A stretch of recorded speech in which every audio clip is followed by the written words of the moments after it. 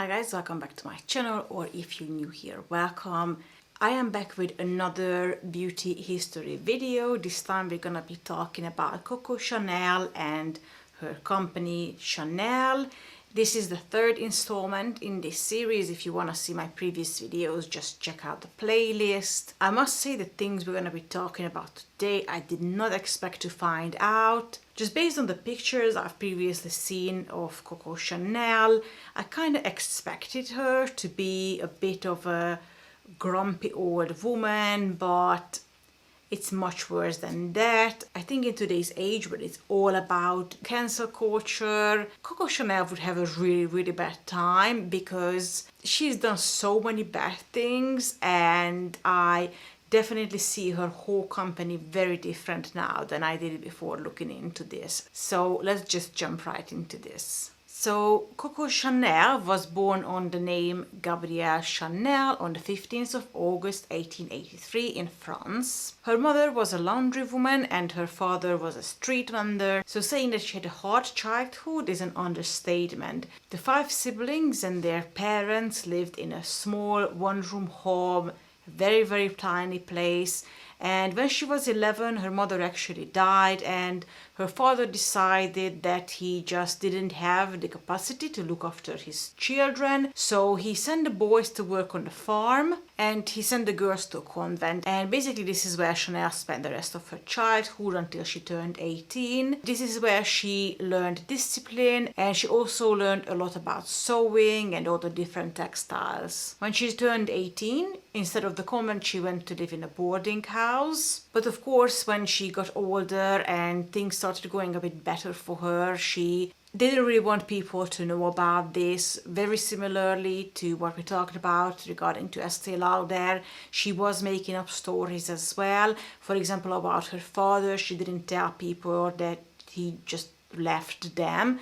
She said that he went to America and he was gonna come back for them at some point. With all of her experience in sewing, she went on to work as a seamstress. But in the summertime, when they had all the tourists in the area, she also went to Vichy and worked in the spa resort. And she really wanted to become a singer, so she was trying to do some singing and stage work on the side, but she wasn't really successful at it, so she very shortly realized that she doesn't really have a future in this. But it opened up the door for her to meet richer people, wealthier people, and start working herself into those circles. Some say that she earned the name Coco because when she was working as a singer, she used to sing the song "Who Has Seen Coco" in the cabaret. But others say that it's from the French word for kept woman, which is cocotte, because as you will see in her life, she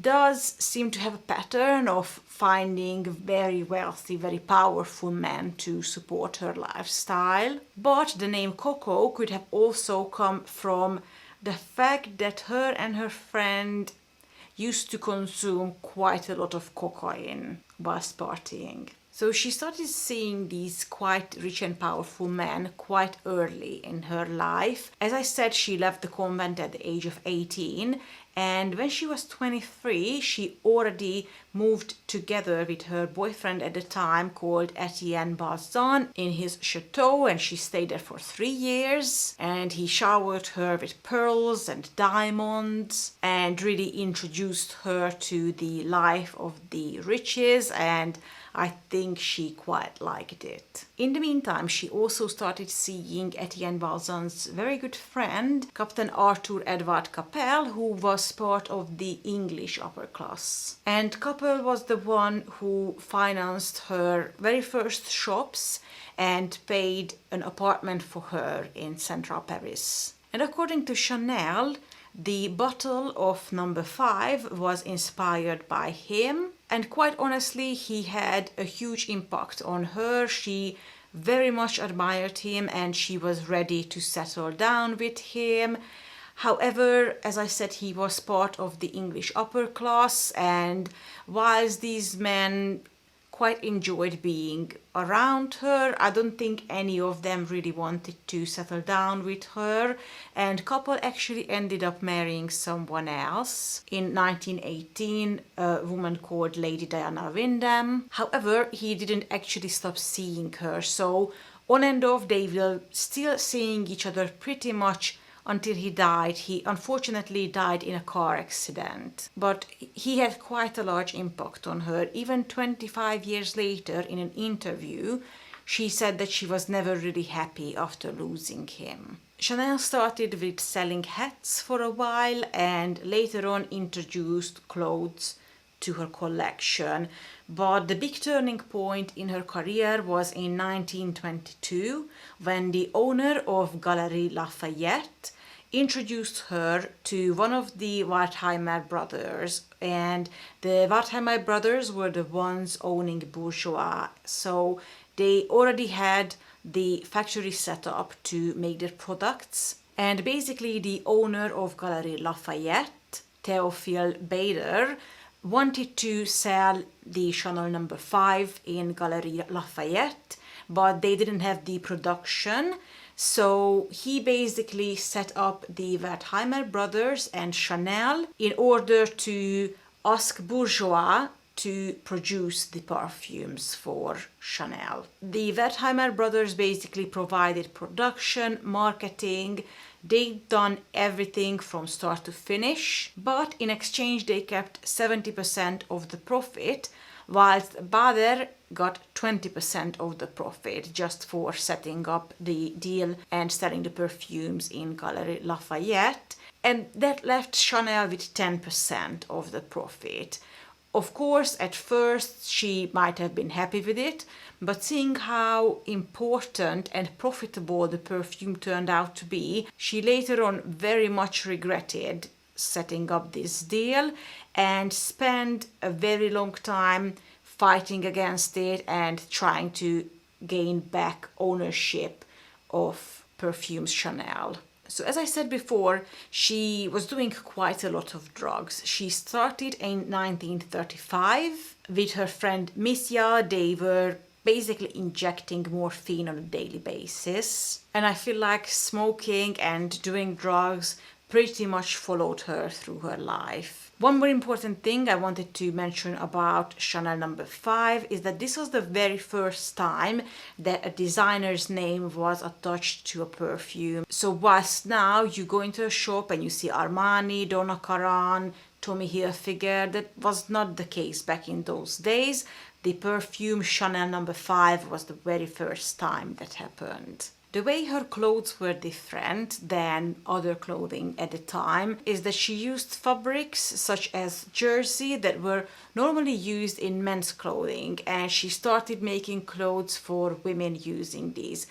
If you imagine a Chanel costume, you imagine a very simple, very masculine design, and that was very different to other designers of her era. She registered as a fashion designer, or in French couturière, on the address 31 Rue de Cambon in Paris. And in 1921 she opened her first boutique selling clothes, hats, jewelry and perfume as well. She also hired her sister and her auntie to work for her in her boutique. And it was 1925 when she came out with her legendary suit, which finally allowed women to wear more comfortable clothing. And as I said, these clothes very much used elements from menswear. And this was the very first time that happened, so that was very revolutionary. And she was also the very first who came out with the little black dress.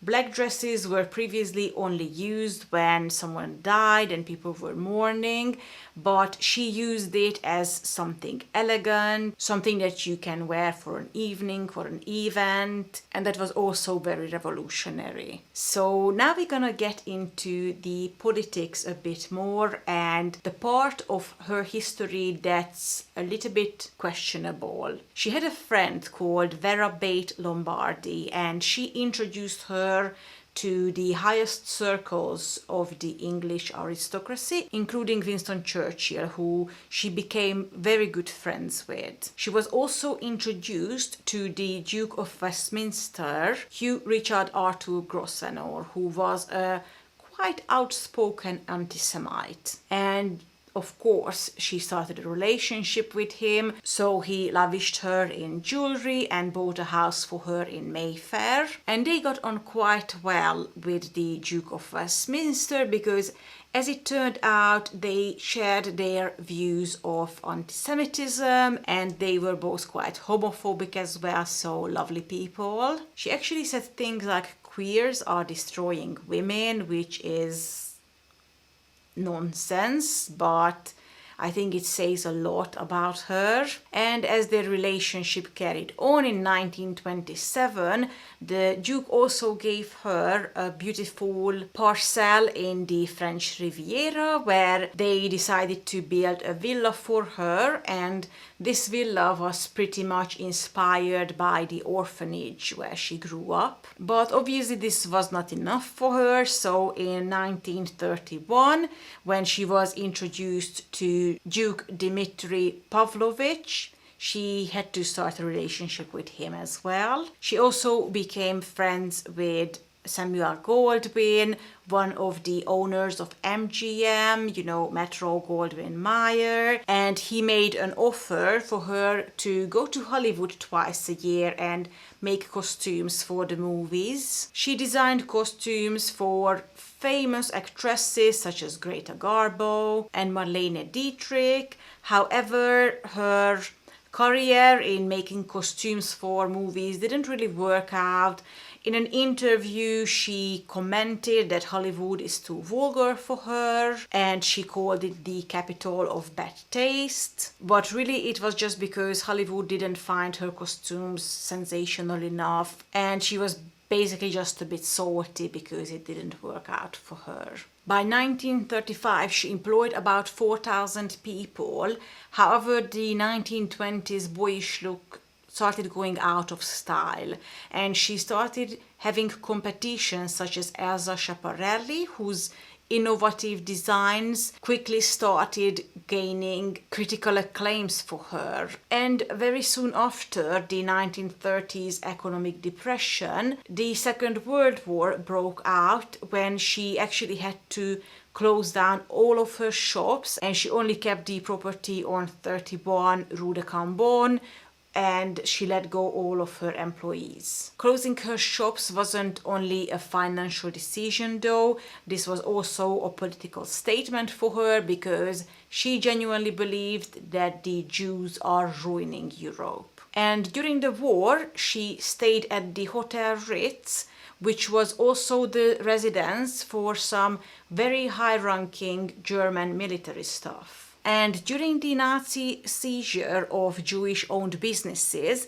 she actually wanted to take the opportunity to get back perfume Chanel from the Wertheimer brothers. In my opinion, it was really disgusting. She started praising Hitler and called herself an Aryan, and luckily the Wertheimer brothers knew what was coming and they handed over the business to a Frenchman until the end of the war, so she basically couldn't take it back from them because it wasn't on their name at the time. After the war ended, she hired a lawyer and she tried to proceed again with getting back perfume Chanel from the Wertheimer brothers, and they basically ended up coming to an agreement. They paid her wartime profit share, which was again 10%, but they also gave her 2% of the worldwide sales, which was even at the time about $25 million a year, so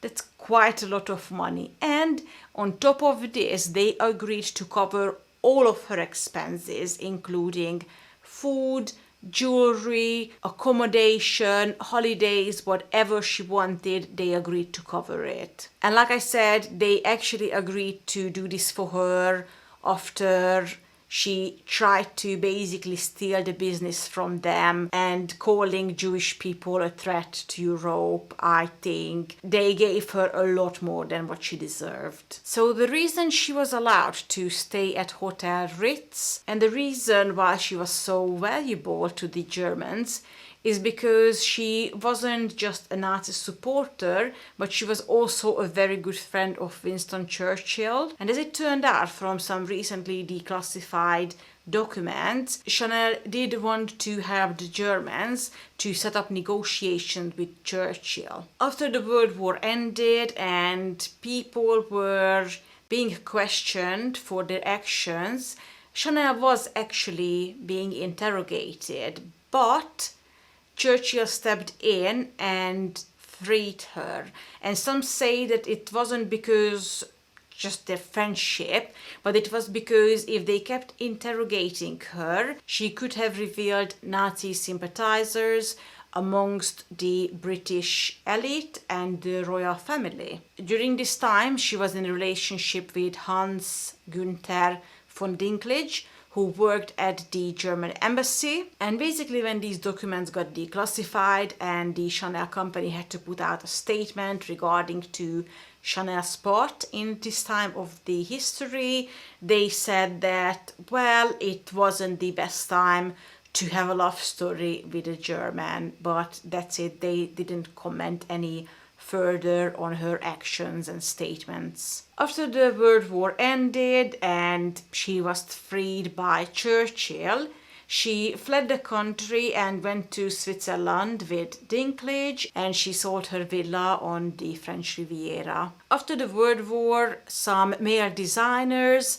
such as Christian Dior and Cristobal Balenciaga started rising and becoming more famous.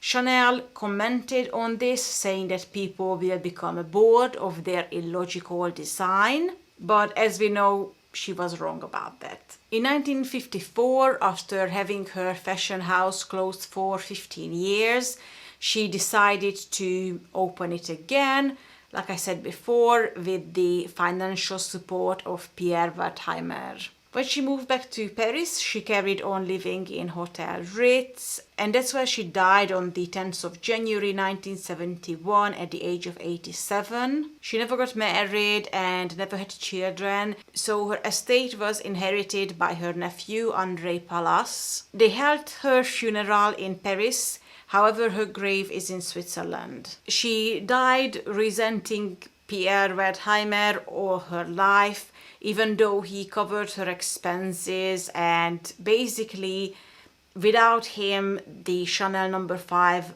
wouldn't exist. She just felt exploited by him all her life. Pierre's son Jacques wasn't too interested in this business. He much preferred horse breeding. However, when his son Alain gained control of the company in 1974, he immediately started revitalizing the Chanel company and investing millions of dollars in advertisement for Chanel cosmetics. So like I said, whilst the Chanel perfumes and cosmetics are a huge part of Chanel today, they had absolutely nothing to do with Coco Chanel. She only designed the first little black dresses, the Chanel bag, which came out in 1929, and it was actually inspired by a soldier's bag, and the Chanel costume, which we all know has a little jacket and a short skirt. In 1983, they hired Karl Lagerfeld to be the chief designer for Chanel, and he was actually the one who introduced tweed, gold accents, and chain to the design of the Chanel clothing. So the way the Chanel costume looks today was designed by Karl Lagerfeld, not by Coco Chanel. In 1996, they launched one of their most iconic perfumes for men, Allure. And in 1999, they launched their first skincare line called Precision, and also their first sunglasses by Luxottica. Luxottica is another company that I really want to make a video about, because I think it's crazy how much money people spend on sunglasses just to have the name of the designer on it. when 99.9% of the sunglasses are all made by one company, and they sell the exact same product for £10 and for £200. But like I said, that's another story. It was 2001 when they launched the first selection of menswear, 2002 when the perfume Chanel Chance came out, and 2003 when the perfume Coco Mademoiselle. In February 2019, unfortunately, Karl Lagerfeld died and Virgin Wired took over as the new creative director of Chanel. That's the company Chanel up until today. Let me know, guys, what you think about it, because I was so shocked to find out that she was a huge homophobic. She was basically using men for their money all her life. She was a huge Nazi supporter, hater of Jews. I mean, can it really get any worse than that? I don't know how I feel about supporting the company after all of that. But remember, when you're buying perfume or makeup from Chanel, you're really buying from Bourjois and from the Wertheimers, not from Chanel. But even if you're buying her clothes or her bags, I mean, she's long gone at this point. So I guess it's just good to be aware of these things and have a better understanding of how these brands became what they are today. That's it for today. I hope you guys enjoyed this video. Like I said before, I will have plenty more coming. Until then, don't forget to subscribe to my channel and hit the like button if you enjoy this video. Take care of yourself. I will see you very soon. Bye.